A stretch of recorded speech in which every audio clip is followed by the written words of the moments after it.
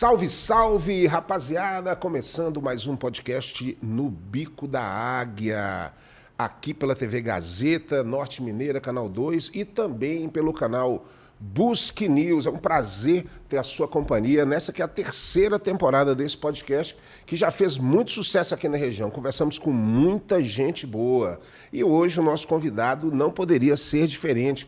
Um cara que tem uma presença marcante na cultura, na educação e tem uma história familiar muito bacana que a gente vai ficar sabendo agora. Eu tenho a honra de receber aqui meu querido amigo Jorginho Neto. Jorginho, prazer, cara, te receber hoje aqui no Bico da Águia. Salve, André Águia.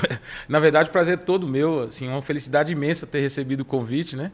Eu sou, sinceramente, um assíduo. Sempre acompanhei o programa, né? E um dia eu olhava e falava assim, vou estar lá um dia ainda. Pois é, cara. A gente fica muito feliz com isso. Muito obrigado, né? pelo convite. Com o sucesso dessas duas temporadas, né?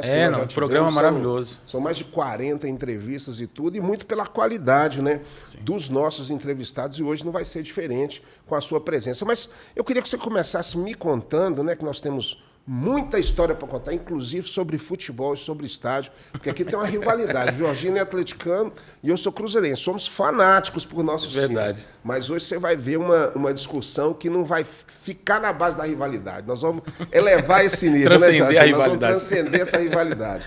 Mas eu queria que você contasse exatamente a sua história. Você é Montes Clarense, de origem Montes Clarense, e fala também, aproveita e fala um pouco dessa origem da sua família e dos dois representantes georginos, né, que foram pessoas ilustres aqui na região. É isso. Na verdade, a minha trajetória familiar está muito ligada mesmo ao nome georgino, né? Você vem herdando ele. Eu falo muito isso, assim, inclusive da minha personalidade, né? Da minha persona, né? Sim, sim. São 3 gerações de georginos, né?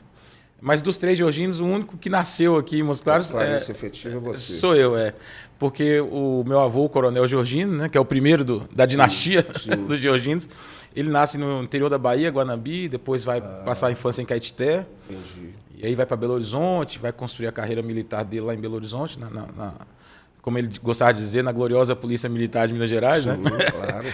Então tem toda a carreira dele, ele chega aqui em 62. Em Montes Claros. Em Montes Claros. E aí, justamente por essa trajetória meio cigana dele, à época, os policiais eles giravam muito ali nas delegacias, a Polícia Civil era ainda...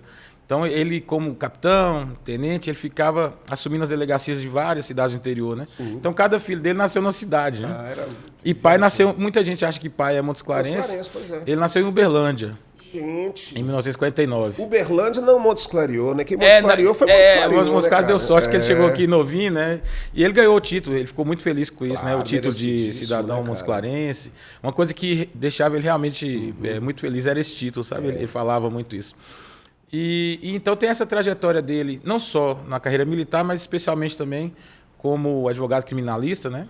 Também meu avô. Sim. Também foi reconhecido como um grande advogado aqui da cidade, da região, né? É um sujeito que ele realmente fura essa bolha, inclusive passando pela questão racial, né? Exatamente. Ele vai ser o primeiro coronel da Polícia Militar de Minas Gerais negro, né? Ele representa uma condição, né, que nós temos no Brasil de realmente furar um bloqueio, né? Porque infelizmente o Brasil sempre foi um país racista. Sempre. E não dava oportunidade assim para as pessoas negras de ascenderem, de conquistar. Então quem foram os pioneiros disso aí realmente enfrentaram situações muito complicadas, né, João? Darcy Ribeiro já falava isso, né? O projeto de sociedade brasileira é um projeto racista, né? Na sua gênese, né? Com certeza. E eu costumo dizer que meu avô é a exceção que confirma a regra, né? Porque esse discurso da meritocracia, né? Lá, tá vendo? Eles conseguem se esforçar, mas são tão poucos, né? Exatamente. Que eles são, eu entendo muito mais como exceção. Né, cara? É claro, né? Então, como assim, é que você vai ter meritocracia com essa desigualdade toda? Inclusive, é importante que alguns furem a bolha para reforçar o discurso meritocrático, né? Mas, assim, infelizmente ou felizmente, né, ele fura essa bolha e ele vai ter, então, uma condição econômica que poucos negros conseguem, especialmente naquela época, né? Exatamente. Conseguem ter... E interessante que se incomoda. Muito. E eu acho que mais que a questão econômica era a questão intelectual. Né? Ele conseguiu algum conforto econômico, mas mais do que isso, ele era um sujeito erudito, né? Então, um negro erudito é algo que incomoda muito, sabe? Apesar de que se a gente for lá atrás, né, cara, você tem Machado de Assis, você tem grandes negros Luiz que Gama, realmente representados nesse nível intelectual, sem que dúvida. É um espelho para todo mundo. Sem dúvida. E sempre naquela condição de exceção, né? Exatamente. Mas, de fato, esse ponto exponencial da curva, vamos dizer assim, né? Ele acaba dando até mais destaque, né? Porque é tão raro acontecer que quando ele acontece... era conhecido assim como um militar rígido, porque para enfrentar tudo isso, porque tem umas histórias dele aí que realmente ele era duro na queda, né? Você pode contar alguma coisa dele aí, alguma coisa assim? Eu costumo dizer que a gente tem tudo a ver com o que a gente está falando. Nessas condições de minoria, quando eles ascendem, eles precisam ter um certo rigor para enfrentar. Então, assim, o homossexual, a mulher, esses grupos, quando ascendem socialmente, eles tendem a ser mais rígidos para manter a posição. Verdade. Como um lugar de resistência, né? É verdade. Mas a história de vô como militar, realmente ele é percebido como um sujeito muito rigoroso. Isso, inclusive, reverbera na educação que ele dá para os filhos, para os netos, né? Isso aparece muito. Mas também pela condição política da época, né? Meu avô era a cara da ditadura militar aqui, né? Que ele falava revolução, eu já falo golpe, né? A gente tem igual a gente tem as divergências futebolísticas. Meu pai também falava revolução, meu pai era militar na época. Ele falava Revolução de 64, né? Mas não só ele falava Revolução de 64, como ele era o próprio sujeito encarnado aqui em Montes Claros, o que representou o golpe. Ele te conheceu, esse cara mais militante de esquerda, em algum momento? Você já teve algum tipo de... Mais do que eu era pai, né? É seu pai, meu né? pai era mais... Era mais ainda, né? Interessante eu sou de esquerda por causa do meu pai, né? Grandes discussões em família, então. Cara, né? e ele e meu pai, assim, eram grandes amigos. Sim. Então isso era muito bacana, porque... É importante. E meu avô... Muitos, né, tem todas essas questões, mas eu posso dizer isso com alguma certeza, que mais para o final da vida ele foi um sujeito que conseguiu entender um pouco essa situação toda. Talvez ele próprio recriminasse boa parte do que aconteceu no país e tudo, sabe? Porque era um sujeito, até por ser, né, uma condição intelectual elevada, é claro que isso o tornava também Agora, é humano, interessante, né, cara, esse período da ditadura militar. Meu pai era sargento da aeronáutica, ele era controlador de voo, trabalhava nas torres de controle e tudo.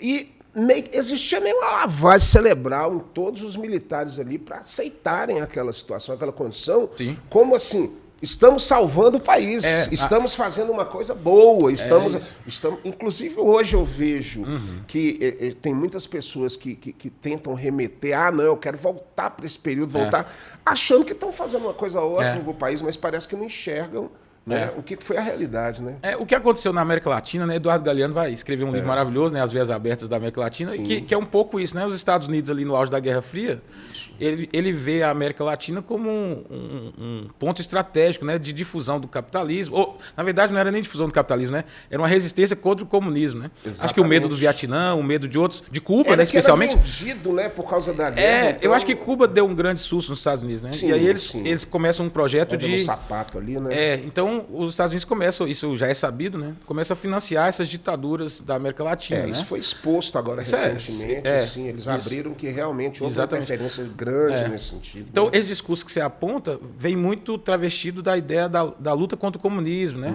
Tanto que até hoje, vários daquela geração falam assim, a ditadura nos salvou do comunismo, o Brasil seria uma Cuba, uma Venezuela. Agora é interessante, nós tivemos um professor aqui numa última entrevista, que é o Marcelo Moeiros. Aí você vai perguntar para as pessoas se elas entendem disso, o que é uma mais-valia, se ele já leu alguma coisa nesse sentido. Ninguém sabe nada, ninguém sabe falar nada. Quer dizer, se vende apenas uma ideia. Exatamente. E aí eu embarco nessa ideia e a coisa não flui, né, cara? É o que a gente chama de massificação, né? Massificação de uma ideia, massificação de um conceito, né? As pessoas não necessariamente se apropriam daquilo, né? Eles apenas consomem aquilo como algo já dado, né? Agora, isso que seu avô representou de ter sido o primeiro negro da corporação da Polícia Militar... Como coronel, né? Com coronel, que foi exatamente. E o primeiro negro do CFO, né? Que ele é da segunda turma de CFO, que é o curso de formação de oficiais. Ele vai ser o primeiro negro do CFO, né? Isso é incrível, porque assim, a instituição Polícia Militar é uma instituição centenária, né? E certamente muitos negros já participaram ali, mas ninguém conseguiu como soldado, ascender. né? Não conseguia, não tinha essa condição, né? A condição de CFO, né? Que já é uma condição distintiva dentro da corporação, né? O curso de formação de oficiais. E depois atingiu o posto do coronelato, né? Assim, realmente, até hoje é para muito pouco. São para muito poucos, né? E aí vem seu pai, né? O Jorginho, ele teve vários filhos, o seu avô? 7. 7 filhos. Mas aí o seu pai que herdou o nome dele, Jorginho Júnior. Isso. É o segundo filho homem dele, né? Porque o primeiro filho homem, que é meu tio Jorge Francisco, recebe o nome do pai dele, do Coronel Jorginho, que é o Jorge Francisco de Souza. Eu vejo vários Jorges por aí. Por exemplo, o Jorge III é o que? Irmão seu? Meu primo, é filho do Coronel Jorge. Que foi um grande amigo músico. Mandar um grande abraço pro Jorginho. Parece nome de príncipe, né, cara? Jorge é maravilhoso o nome Jorge, dele. Que bacana. E é terceiro grafado por extenso, né? Outro grande amigo meu, que foi meu aluno e já tocou com muito primeiro, é Paulinho. Paulinho é filho do Jorge também. Aí, ó. Você estava achando que eu casei muito, né? Tio Jorge tem acho que 9 Jorge filhos. São danado, hein, cara? Meu tio Jorge, ele tem 9 filhos, assim. Que maravilha. Tem, alguns casamentos também. E o Jorge III recebe esse nome, então, do meu bisavô, no caso, Jorge Francisco, né? Que bacana. E aí o segundo filho, o homem dele, então ele coloca o nome dele, né? Jorginho Jorge de Souza. Maravilha. Acrescentando o Júnior. É isso, tem que manter. A árvore genealógica da família ela é forte.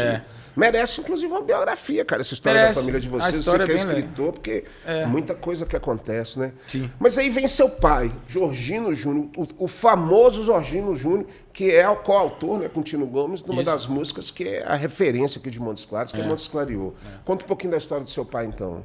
Pai, assim, eu sou umbilicalmente apaixonado pelo sujeito que ele, né, foi aqui na sua passagem, assim, um cara muito humano, muito gentil, muito amoroso, rigoroso em alguns sentidos, assim, na intimidade, né? Mas uma pessoa, assim, todo mundo que o conheceu tem essa percepção, não é algo passional da minha parte, assim. Tem uma questão também de que as pessoas que tiveram a oportunidade de conhecê-lo dão tem essa mesma impressão, né? Então ele é um artista, né? Na natureza da sua essência, né?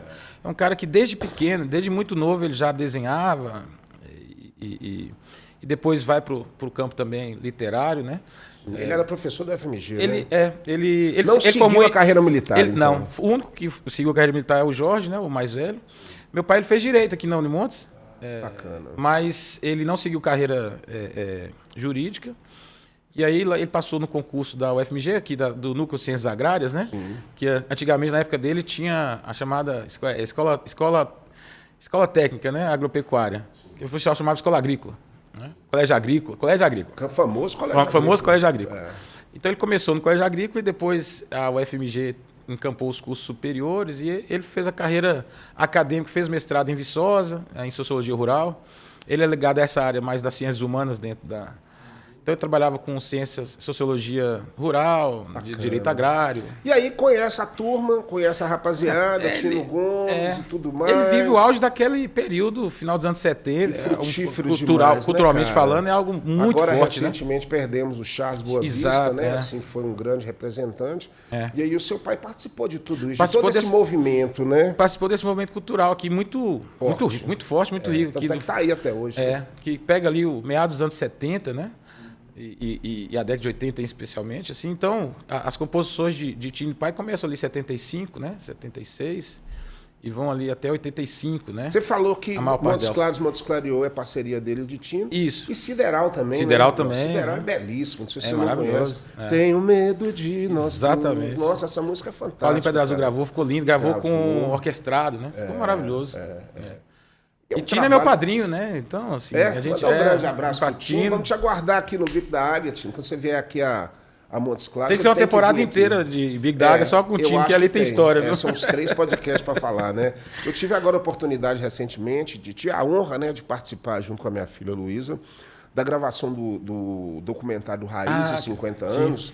Aí nós cantamos no estúdio lá Entre Rios de Minas, em Belo Horizonte, a Cantoria de Fogueira, a música, que ficou belíssima, cara. A Maravilha. Música. E assim, é um trabalho que vai estar chegando esse ano. E para nós é uma honra de estar participando desse momento aí da música, com esse disco, né? Que está fazendo 50 anos. Minha idade, né? Mais alguns aninhos aí.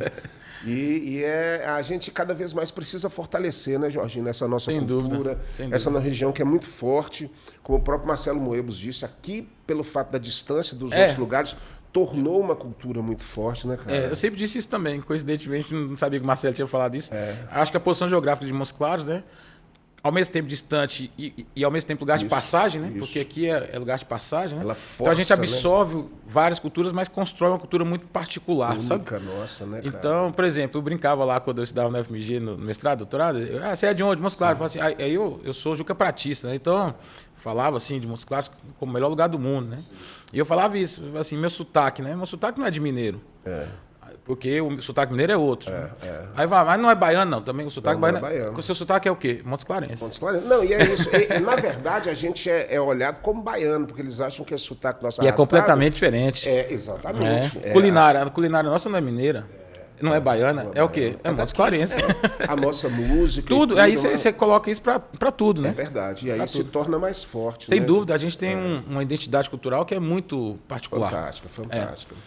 Mas, Jorginho, aí você, então, parte para Belo Horizonte para estudar. Como é que foi essa história? Você foi para o FMG e você também não quis ser militar, você também não quis entrar nessa. Eu fui mais pro lado de pai, assim, né? Na verdade, eu cresci num ambiente, como você estava falando, né? A questão do meu pai, da minha mãe também, que é uma mulher muito sensível. Então, eu cresci num ambiente ali, minha infância, adolescência, exatamente nesse período, né, que a gente estava falando, final dos anos 70, início dos anos 80.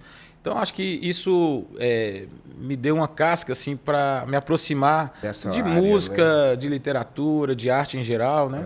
Vivenciando com meu pai, mas também me apropriando de outros, né? Então, eu sempre escrevi, por exemplo, né? Embora eu não me reconhecesse sempre como escritor, isso vai ser mais tardio, né? Mas, inclusive, tem a ver com a história da relação com meu pai. Eu falo que eu queria ser a sombra e a luz dele, que tem as duas coisas. E aquela coisa, né, bicho, assim, quando você tem um pai que foi uma referência em determinada área, assim, a cobrança em cima de você acaba sendo muito grande. Sem dúvida. E você parece, quando seu pai também tinha essa barba, mas também nessa coisa aqui. Então, é muito parecido. Cara, aí você tem que fazer igual, né, cara? É interessante porque, assim, quando eu numa ocasião, eu não me lembro se foi Gonçalves Chaves ou Marista já, mas logo ali, ou no final a gente chamava da ensino primário, né? Ou logo no fundamental ali, não sei. Sim. Ou quarta série ou quinta série, por aí.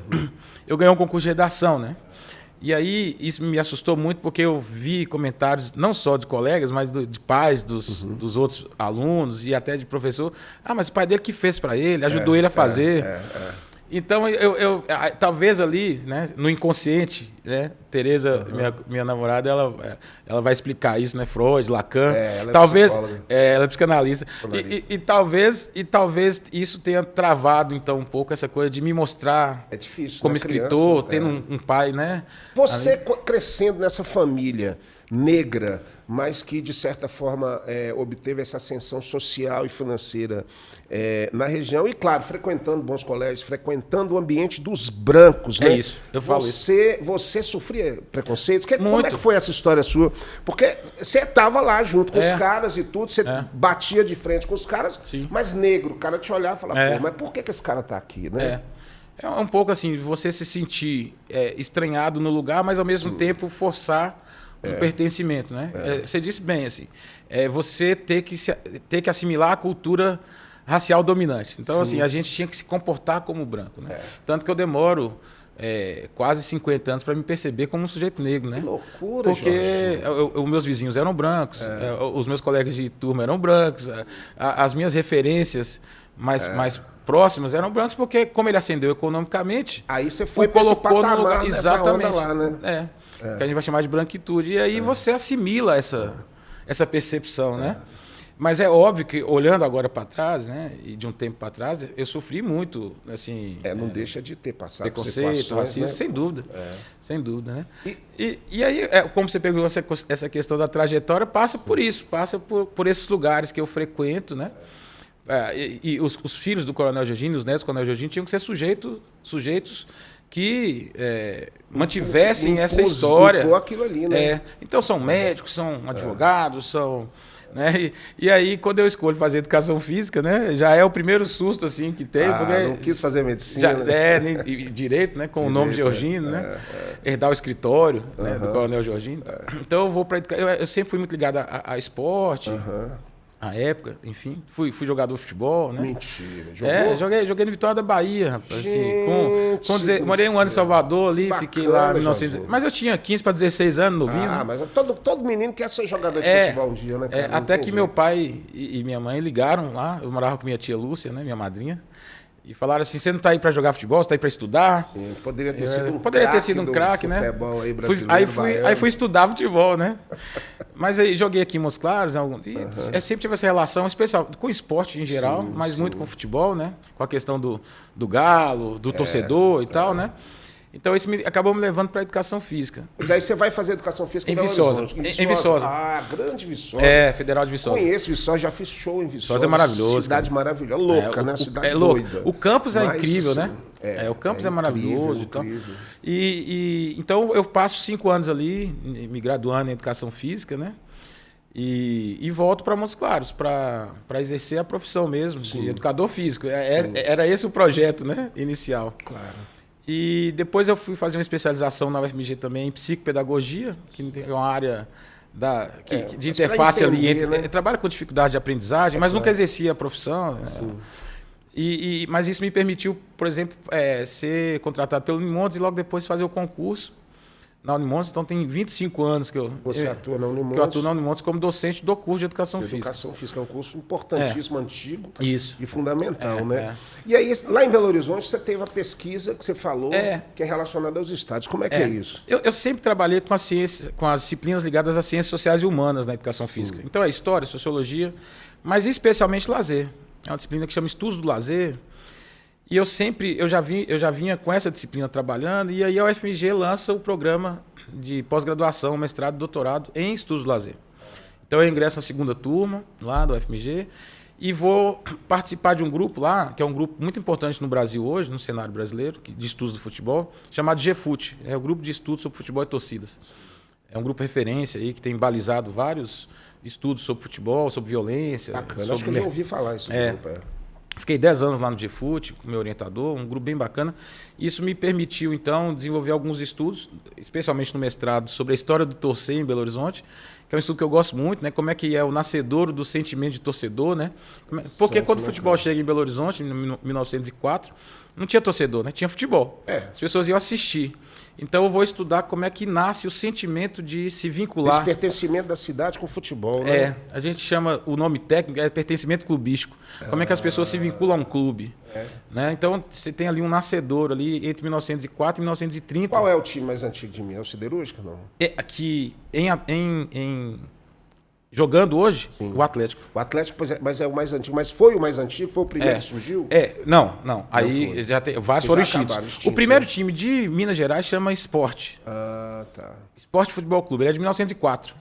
Ele inaugura o movimento do futebol na cidade de Belo Horizonte. Bacana. E Sport conhece igual de Sport conhece. Sport conhece. Que legal. Cara. Que é um carioca chamado Vitor Serpa, que é aquela história do Charles Miller, do Oscar Cox no Rio, né? Que é o cara que vai estudar fora, né, na Europa, traz as regras, traz a ideia e difunde ali. O Vitor Serpa era um carioca que estudava direito em Belo Horizonte. E aí ele traz o movimento do futebol ali em 1904. Ele morre muito novo, né? Ele morre com 20 anos.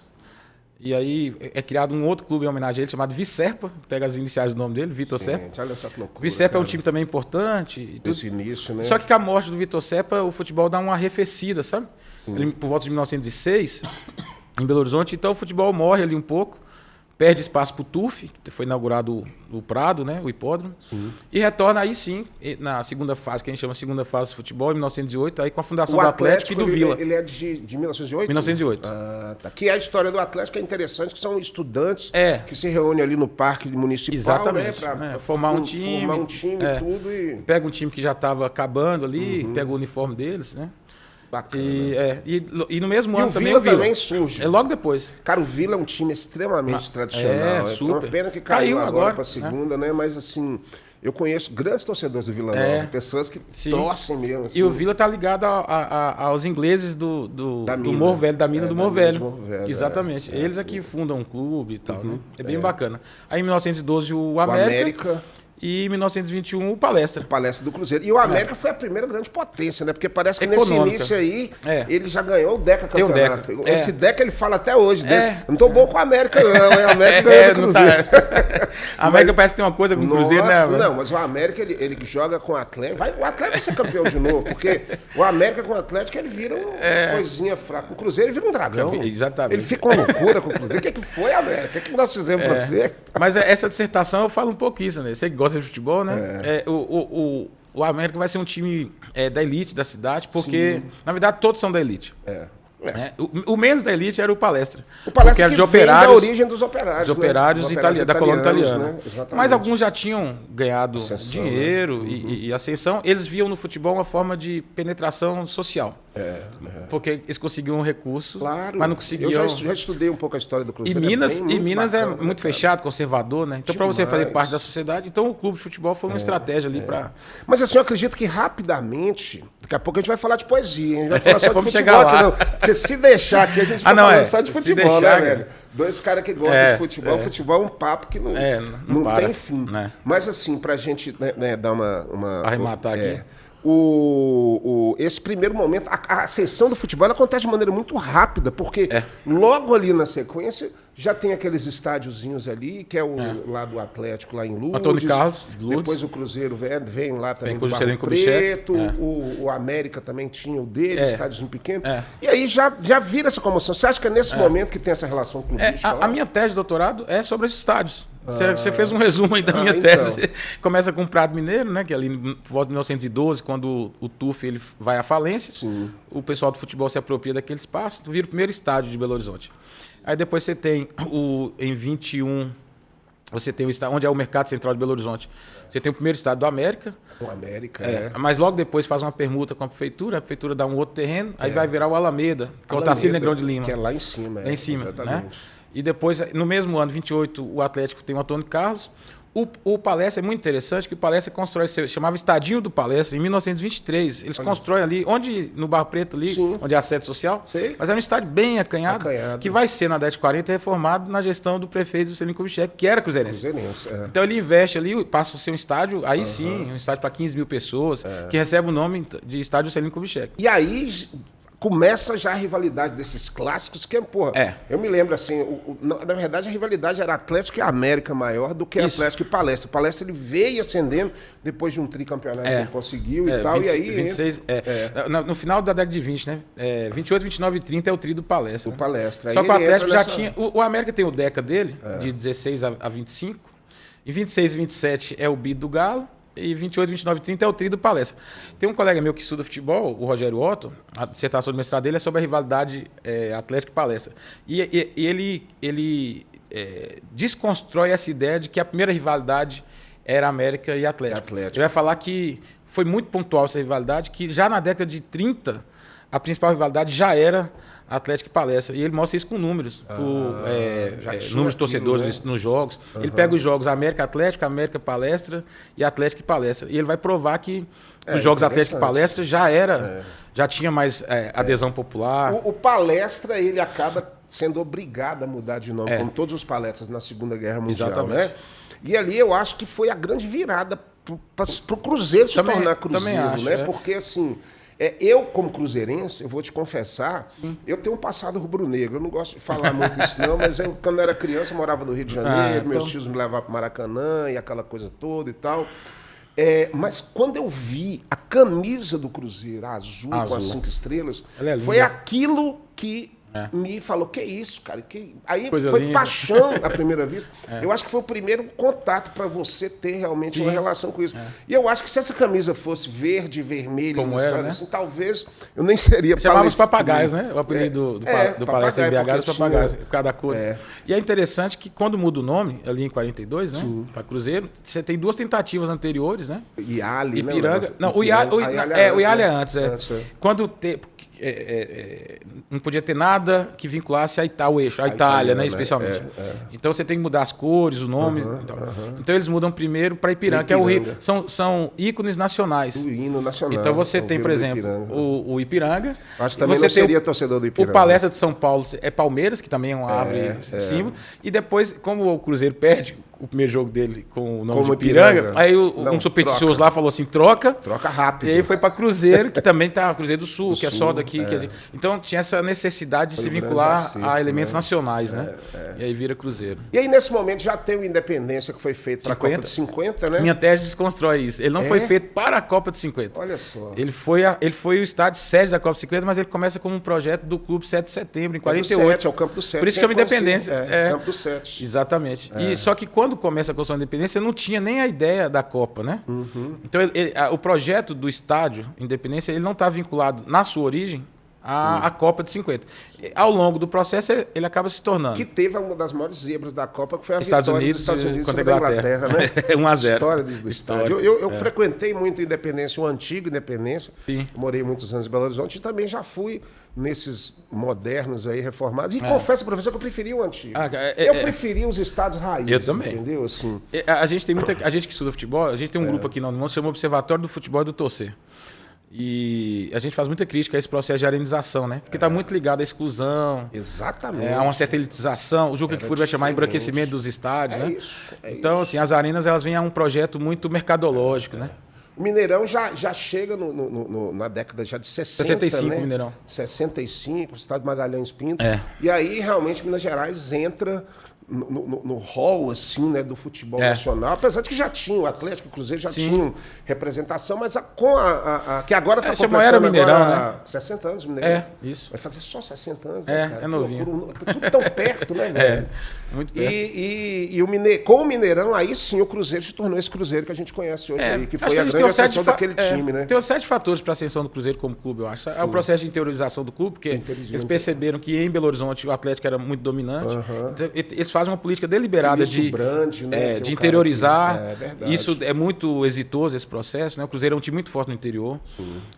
Tem a ver com a conquista da Taça Brasil 66 e também com a participação já na Libertadores ali. Com aquele grande time, né? Nessas campeonatos. Que é a nossa grande debate, que se a gente trouxesse esse papo nosso para essa rivalidade boba que tem, a gente ia ficar, eu ganhei tantas coisas, você ganhou tantas coisas, a gente é isso. São dois grandes clubes, né? Cara. Assim, aquele time de Tostão, de Seu, enfim, absurdo. Aquele time é um time histórico. Como o time de Reinaldo. Isso, no final dos anos 70. Reinaldo, Éder, Luizinho, Cerezo. Assim, a gente passa... O futebol é muito cíclico, né? Agora, pra gente até encerrar o assunto futebol, porque como eu falei com você, se deixar, a gente chega na poesia, vai embora. O que a gente precisa passar, cara, realmente, porque hoje a gente vê tanto absurdo relacionado à violência com o futebol e a violência dos clubes, lógico, relacionada à torcida organizada muitas vezes, que são gangues disfarçadas para promover violência. Na verdade, eu acho que aqueles caras nem torcem para o time, eles torcem pela violência, assim, eventos de barbárie, eventos absurdos, ou seja, você agredir uma pessoa porque está vestindo a camisa de um outro clube. Então, assim, isso é um momento para a gente realmente estar alertando e falando, cara, futebol é só um jogo, bicho. A gente precisa só disso. No estádio, sim, você xinga, você grita, você é catarse e tudo. Mas depois você senta do lado do cara no ônibus e vai embora. Na verdade, a gente estuda muito isso lá no Observatório, e esse discurso da violência ele é muito interessante, porque a gente precisa fazer uma distinção da violência no futebol e da violência do futebol, né? A gente tem uma sociedade violenta. Então, assim, não tem como a gente descolar o futebol do contexto em que ele está, né? Então, se você tem uma sociedade que é violenta e que apresenta episódios violentos, né, socialmente falando, isso vai reverberar lá no futebol, né? Então, por exemplo, não tem como a gente dissociar por exemplo, esse retorno da violência ligado ao futebol. Os espaços brasileiros são violentos, o trânsito do Brasil é violento, a escola no Brasil é violenta. Quer dizer, não há uma violência... Se vende a violência na mídia como se fosse uma coisa do futebol. Né? Tem isso também. Mas não é uma violência localizada no futebol, é uma violência social. Que o futebol, como fenômeno social muito marcante, vai expressar também essa violência. E as pessoas, eu acho que muitas vezes elas colocam no futebol talvez todas muito as passional, frustrações, todos os problemas. O cara briga com a mulher na casa, ou briga com os filhos e extravasa aquilo ali no futebol, que se torna uma coisa estranha. Tem uma pesquisa maravilhosa, eu não vou me lembrar do autor, me perdoe, mas que mostra que no domingo em que o Corinthians ganha, isso é uma pesquisa dos anos 80, 90, nos domingos em que o Corinthians era vitorioso, né, a produção das fábricas na segunda-feira aumentava. E nos domingos que o Corinthians perdia, os episódios de violência doméstica aumentavam. Então você tem uma relação do futebol, né, com os outros fenômenos sociais muito forte. Eu não duvido disso, não. É muito passional o futebol, como você disse. Nós vamos passar agora do futebol para a poesia. Não que o futebol não seja uma poesia, porque eu acho que o futebol é uma arte, é uma poesia. Se a gente consegue enxergar ele dessa forma, a gente tem, né, momentos belíssimos. E o Cruzeiro agora vai fazer uma pré-temporada de 1 mês para a gente vir firme aí no Campeonato Brasileiro, Copa do Brasil. Foi um fiasco, né, essa coisa aí do Campeonato Mineiro. Era para a gente estar tendo. Inclusive, esse papo aqui, se fosse na véspera do clássico, seria muito bacana. Bem legal, falando, né? E tudo, mas o Cruzeiro não fez a parte dele, acabou perdendo para o América.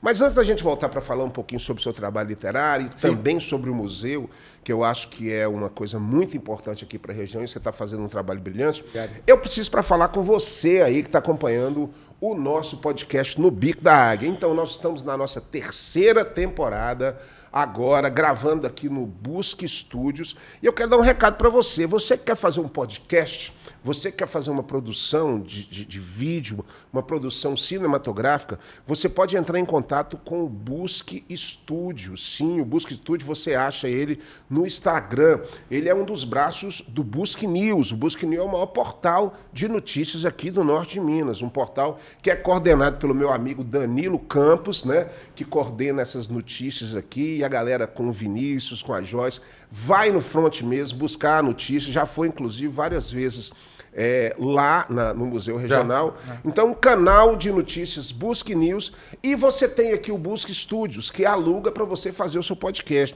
Então, você tem uma empresa, você que tem uma ideia, um projeto, entre em contato com o Busque Studios, porque aqui você tem toda a estrutura de câmera, toda a estrutura cinematográfica para você realizar o seu podcast, que hoje é um formato, né, Jorginho, que ele está presente em toda a mídia e todo mundo acessa o podcast como uma ferramenta interessante de comunicação, né? Não, sem dúvida, o podcast hoje talvez seja o maior fenômeno comunicacional, né? Exatamente. Então, você quer fazer o seu podcast, vem para o Busque News, que tem espaço para você fazer o seu podcast aqui, como está sendo feito no Bico da Águia. E o outro recadinho que eu tenho que passar para você é sobre comunicação musical.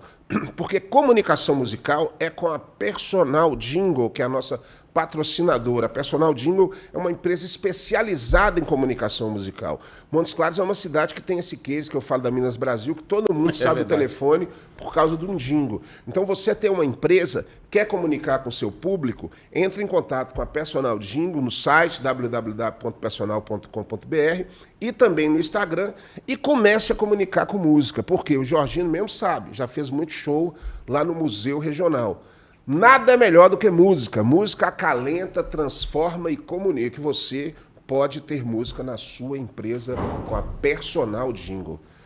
Jorginho, tive a oportunidade de ir num lançamento de um livro seu lá no Sanchos, muito bacana. Obrigado. Mas você já tem uma história de escrita. Como é que começou essa história sua dessa poesia? Lógico, tem esse link do seu pai, mas agora você sendo protagonista. É uma decisão bastante pessoal de me entender como escritor em algum momento da vida, e passa pela ruptura da passagem do meu pai, né? Então, quando ele falece em 2018, parece que aquele inconsciente, né, da sombra que eu tinha de me mostrar como escritor. Então eu tomo uma decisão bastante pessoal de investir na carreira literária. E ali, então, eu já vinha fazendo isso de maneira mais tímida, assim, nas redes sociais, né, postando alguns textos e poemas. Então eu resolvi sistematizar isso num projeto literário chamado Tabacaria, que existe até hoje, ali no Instagram. Eu me lembro. E ali eu começo a organizar, então, esses textos para a primeira publicação, que vai sair em 2020, chamado Poesia Ainda que a Tardinha, que é esse livro aqui, legal, né? aqui, Não tem. O Poesia Ainda que a Tardinha tem esse duplo sentido de ser no final da tarde, mas como uma ideia de me mostrar tardiamente, enquanto escritor, enquanto poeta, né? E o lançamento do outro livro, que chama Outro Livro, que era um nome óbvio, porque as pessoas, depois de Poesia Ainda que a Tardia, ficavam perguntando: você vai escrever outro livro? Quando é que sai outro livro? Né? Então o outro livro saiu, que foi esse lançamento que você foi lá no Sanches, né? E tudo, que é esse segundo livro de poemas e contos. É muito bacana, eu cheguei a ler algumas poesias, assim, um trabalho super bacana, cara. E eu tive a oportunidade de te presentear também, lá no museu, né? Eu sei disso, eu tenho esse livro. E ele é muito legal. A gente, né, tem assim, uma sensibilidade, até por ser músico, com relação à poesia. E como eu te falei, eu tenho um histórico de poesia na minha casa com meu pai. Você falou. Ele foi um grande poeta, ele foi um grande poeta de produção, mas nunca acreditou nisso. Sim. Não acreditou de investir, de fazer, de publicar um livro. Então, tudo que ele tem são manuscritos, que é um acervo que a gente tem que um dia, claro, né, a gente pode até estar voltando a isso aí para estar fazendo o livro. Mas a poesia é fundamental, né, Jorginho, no mundo. A gente vê o Haroldo Pereira, que até já falei com ele aqui, com o nosso grande psicopoético, que vai fazer agora 40 anos, né? Então, assim, eu costumo dizer que nesse mundo de violência e tudo, a poesia vai salvar o mundo. A poesia não salva da realidade, né? Como diria. É verdade. E, assim, esse investimento literário começou com poesia, de fato, né? Mas eu tenho também, nesses 2 livros já, são microcontos, né? Se é que pode ter uma categoria assim, chamada de microcontos, acho que até existe, né? São contos bem curtos, né? E agora eu estou investindo na escrita de um romance, que deve sair aí do final do ano para o início do ano que vem. Meu pai era mais cronista, meu pai era poeta, né? Mas também cronista nos jornais da cidade. Ele tinha E crônica eu nunca investi muito na escrita das crônicas, né? Que é uma leitura mais do cotidiano, né? Menos fantasiosa, vamos dizer assim. É uma fantasia da realidade, vamos dizer, né? E o conto não, o conto é essencialmente fantasioso, né? Ficcional. Ficcional. E esse romance vai se tratar de que dá para dar um spoiler assim? Rapaz, não, assim, é difícil. Se der um spoiler, vai contando. Ele tá meio guardado a 7 chaves assim, mas eu posso dizer que trata um pouco de uma distopia brasileira que se dá entre 2023 e 2048. Então é uma sociedade distópica no Brasil. Legal, deve ser interessante. Coisas ainda vão acontecer. Eu não tinha ideia que era tão difícil escrever um romance. É muito esforço mesmo. Demais. Mas vamos ver se dá certo. Eu tive uma experiência, cara, recentemente, inclusive começou na pandemia, e assim, eu sempre fui compositor, né, e tal, poesia também escrevo, mas nunca tinha escrito um romance.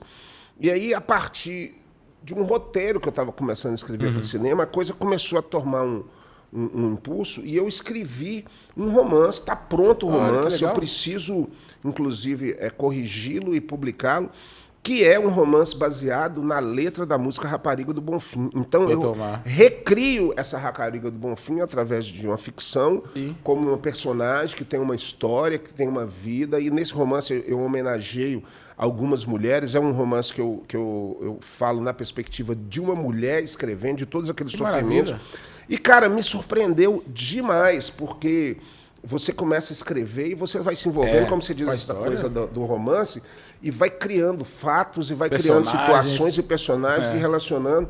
E eu quero muito publicar esse livro. Algumas pessoas vão gostar e outras não, mas de qualquer maneira ele é ficção, ele não é verdade. Ele só é o meu também, alguns vão gostar e outros não. Mas tem que ser assim, né? É isso. E aí eu quero sim lançar esse livro. Tem que lançar. Porque eu acho que é uma história belíssima. Uma história a ideia é maravilhosa. Triste, uma história difícil, mas uma história que homenageia Montes Claros, homenageia as pessoas. E a luta, né? O transcorrer da história. Você vai, maravilha. Você vai quero ler muito. esse livro Quero no momento muito. Que a gente vai estar lançando. Maravilha, eu vou fazer questão de estar lá te prestigiando. Diário de uma Rapariga do Bonfim, que chama. Já tem o nome, né? É Diário de uma Rapariga do Bonfim. Legal. Na verdade, a filha recebe o diário da mãe e lê esse diário, que é a história do negócio. Que legal. É uma coisa bacana.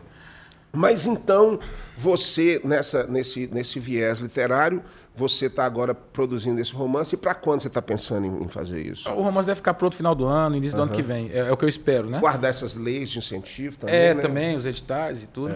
E nessa trajetória literária muito curta, assim, desde que eu resolvo me assumir escritor, eu tive a honra de ingressar na Academia Masculina de Letras. Né? Que maravilha. Ocupando a cadeira 27 da saudosa e maravilhosa Melina Chaves, né? Que nos deixou recentemente. Que honra, hein? Que honra. E eu faço até uma certa... não deixa de ser uma ironia, né? Que é a única academia de letras do mundo que teve 3 Jorginhos, 3 gerações com o mesmo nome, né?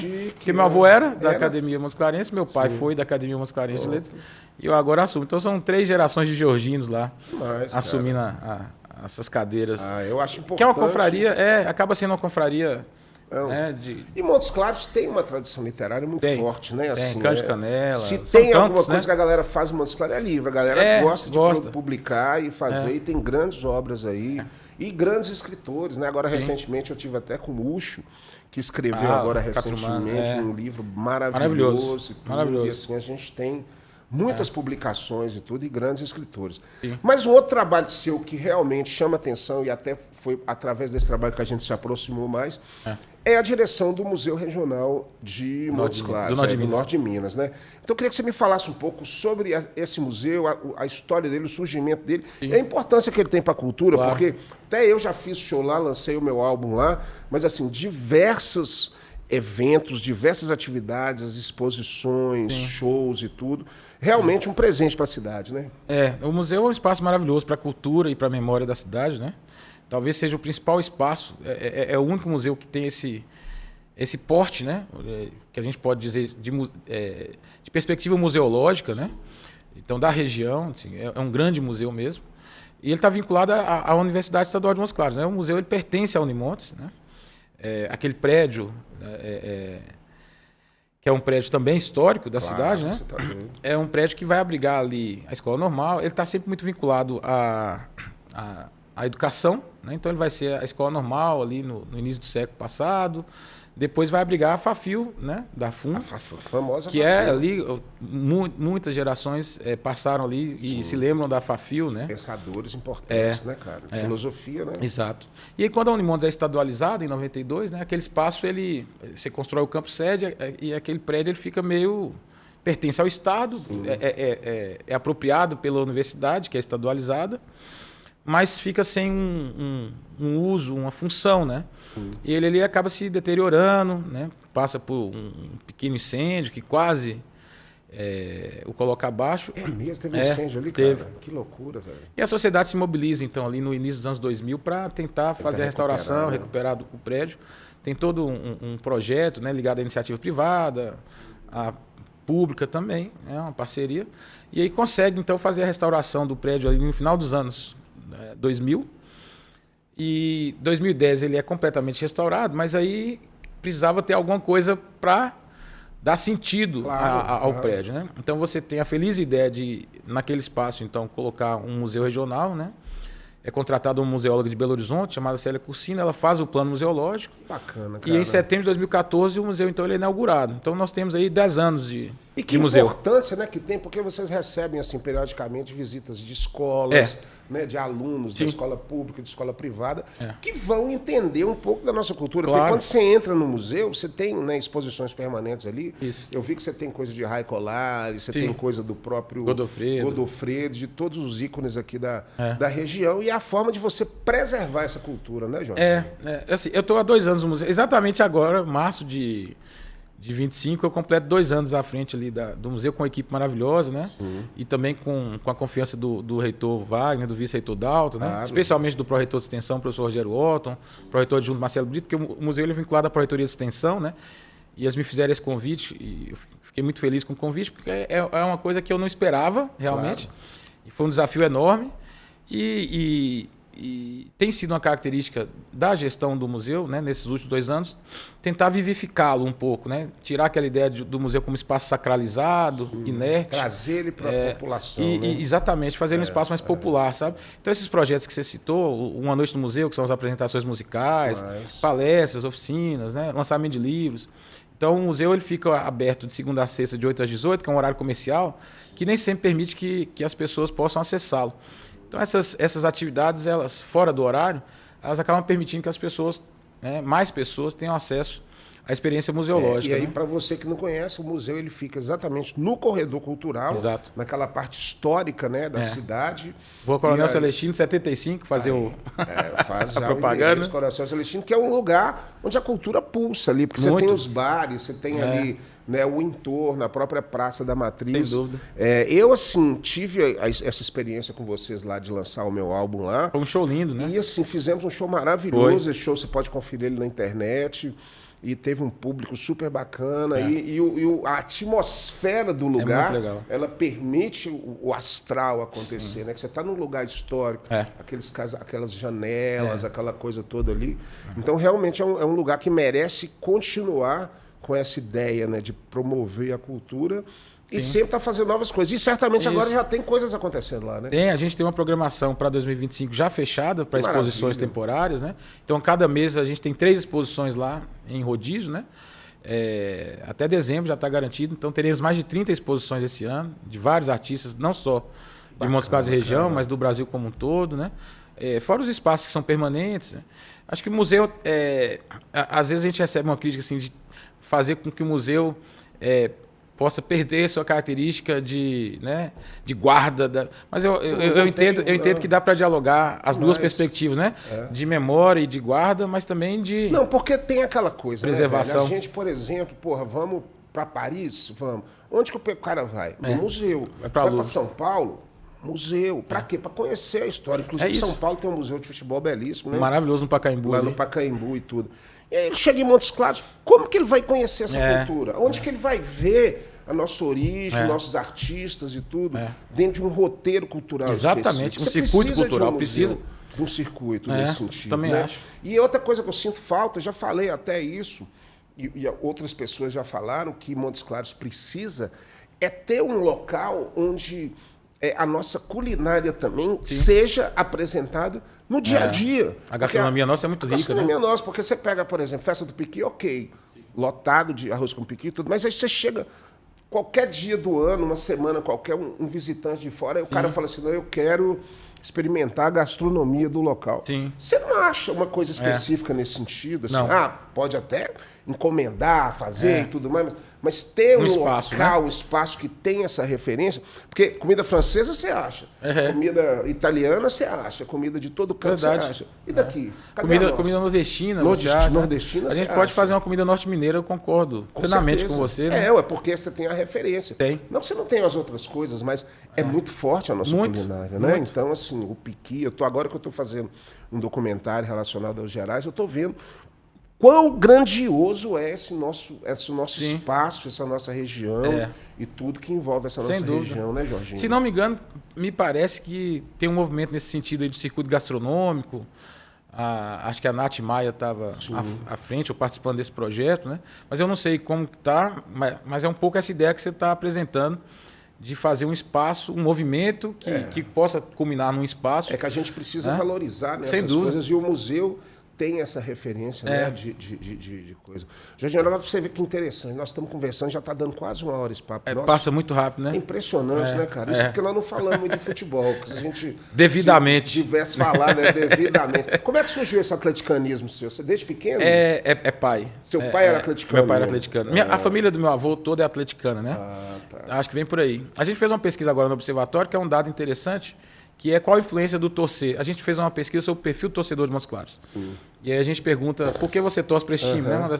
E a maior parte é influência do pai.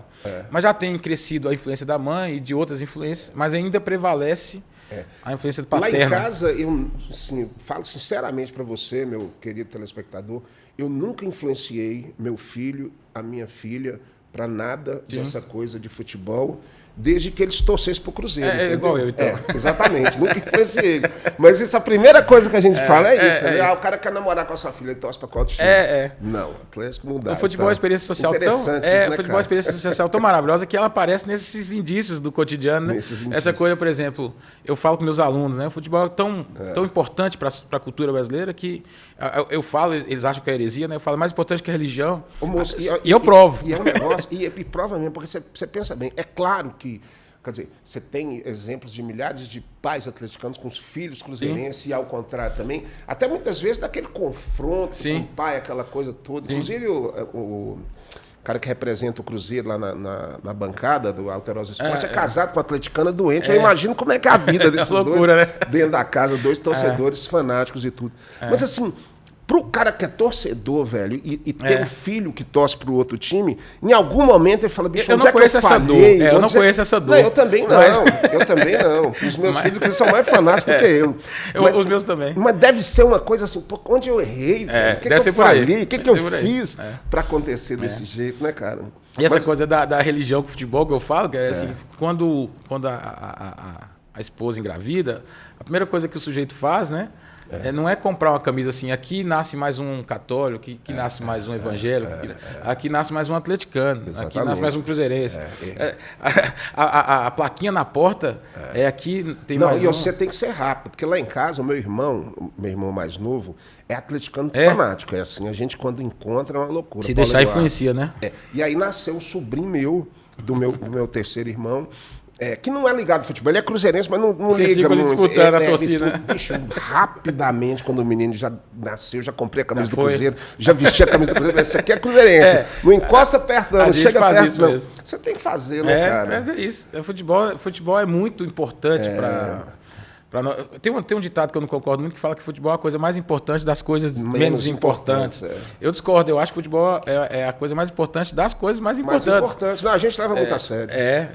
E de fato, se a gente olhar na dinâmica social brasileira, o futebol está sempre muito presente. Não, né? E assim, eu acho que nada envolve você de uma maneira tão emocional em pouco tempo, que é assistir uma partida de futebol, que é vivenciar uma partida de futebol, porque, inclusive, com relação a clássicos, eles falam, o clássico, ele não termina quando ele acaba, ele começa uma semana antes, ele tem o jogo e depois você tem uma semana pós-clássico. Esse último jogo que o Cruzeiro perdeu para a América nos pênaltis, eu estava em Diamantina gravando o documentário, aí louco para achar um lugar para assistir o jogo, aí cheguei no segundo tempo, num bar que eu acho que tava a Máfia Azul Diamantina, que os caras estavam com aqueles cânticos todos.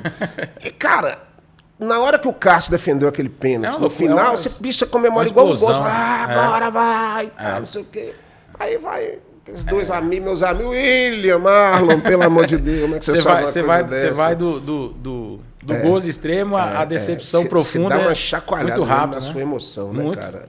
Muito Mas quisera você, torcedor comum, ter essa categoria para torcer em paz. Tenho certeza que se eu for tomar uma cerveja com o Jorginho, a gente vai ficar a noite inteira falando sobre futebol e tudo. Podemos até discutir, ele falar que o time dele é melhor do que o meu e vice-versa. Mas faz parte. A gente já tem todos os argumentos. Eu fui forjado nesses argumentos, porque eu morei em Belo Horizonte 20 anos e lá predomina a torcida do Atlético. Então, meus amigos eram quase todos atleticanos e eram discussões o tempo inteiro e tal, mas porque ganhei tal coisa e tudo. E é isso que faz parte, sem né, dúvida, cara? Isso que faz parte da nossa história. Jorginho, queria te agradecer demais, cara. Passou muito rápido mesmo. Muito rápido. Quando o papo é bom, envolve futebol e arte e poesia, aí pronto. A coisa flui mesmo. E assim, parabéns pelo seu trabalho, parabéns pela sua trajetória. Eu acho que você realmente tá com esse legado nas mãos, que agora você é o Jorginho da vez. Exatamente. E aí você tem que fazer a sua história, que já está fazendo, e tenho certeza que vai brilhar muito mais. E assim, foi uma honra pra gente aqui no Bico da Águia estar te recebendo. A honra é toda minha. Queria agradecer muito e mais uma vez o convite, né? Para participar do programa. Finalmente. Cheguei aqui a essa mesa, a essa bancada, podendo conversar com você. Bacana. E te agradeço demais, viu? Fiquei muito feliz. Maravilha. Antes de terminar, eu preciso falar com vocês dos nossos patrocinadores, que é a Personal Jingle, comunicação através da música. Vamos fazer um jingle para sua empresa, vamos encher esse mundo de música, porque é preciso e é necessário. E claro, o Busque Studios, o melhor estúdio de produção de podcast do norte de Minas. Você tem uma empresa, você tem uma ideia, você quer produzir o seu podcast, vem para o Busque Studio, porque aqui você tem a chance de produzir com a qualidade e com a condição que você precisa para entregar um resultado fantástico para o seu público. O No Bico da Águia vai ficando por aqui. Você acompanha o Bico da Águia na TV Gazeta, Canal 2, toda terça-feira, 9 horas da noite, com reprise aos sábados. E também pode conferir, agora que estamos começando a temporada em março, no canal do Busque News, esse site de notícias, que terá também o podcast No Bico da Águia para você acompanhar as nossas edições. Um grande abraço para você e até o próximo. Valeu!